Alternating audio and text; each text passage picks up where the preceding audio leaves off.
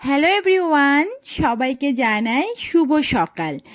দেখো লাড্ডু গোপাল কিন্তু উঠে পড়েছে, আর আজকে তোমাদের সাথে লাড্ডু গোপালের মর্নিং রুটিনটা শেয়ার করব।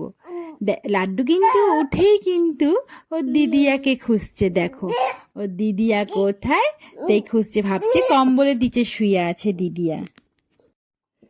আমি বললাম লাড্ডুকে যে দিদি আর নেই, স্কুল যাওয়ার জন্য কিন্তু রেডি হয়ে গেছে। আর তোমাদের সাথে কিন্তু শুধু আমি ভয়েস দিচ্ছি না, মাঝে মাঝে লাড্ডুর গলাও কিন্তু পাবে।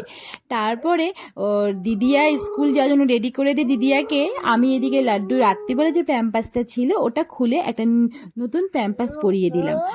আর তারপর ওর দাঁতগুলো ভালো করে ঘষে দিচ্ছি। কয়েকটাই তো দাঁত উঠেছে, বলো পরিষ্কার করে না দিলে চলবে? তো দাঁতটা ভালো করে মেজে দিলাম এমনি হাত দিয়ে, হ্যাঁ, তারপরে জল দিয়ে মুখটা ধুয়ে দিলাম। এবার আমি ওর খাবারটা রেডি করেছি, এবার ওকে আমি খাইয়ে দিব। এটা হলো রাইস স্যারালেক্স হোমমেড। এটা হলো আমি বাড়িতে বানিয়েছি, এর মধ্যে কলা দেওয়া আছে, খেজুর দেওয়া আছে, হ্যাঁ। এটা তারপরে ওকে আমি খাইয়ে দিলাম।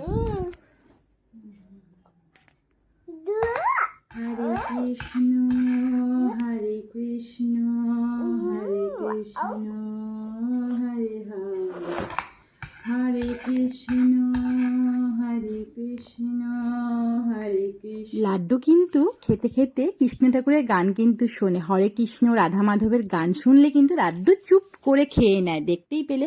তারপরে লাড্ডুকে ভালো করে মুখে ক্রিম মাখিয়ে দিয়ে চুলটা আছড়িয়ে দিব। তো লাড্ডুর এই মিনি ব্লগটা তোমাদের কেমন লাগলো অবশ্যই কিন্তু কমেন্টের মাধ্যমে জানাবে। হ্যাঁ, ভালো লাগলে চ্যানেলটা কিন্তু অবশ্যই তোমরা সাপোর্ট করবে আমাকে। আর লাড্ডু গোপালকে, তোমাদের লাড্ডু গোপালকে অনেক অনেক ভালোবাসা দিও। তো চলো টাটা, গুড মর্নিং সবাইকে।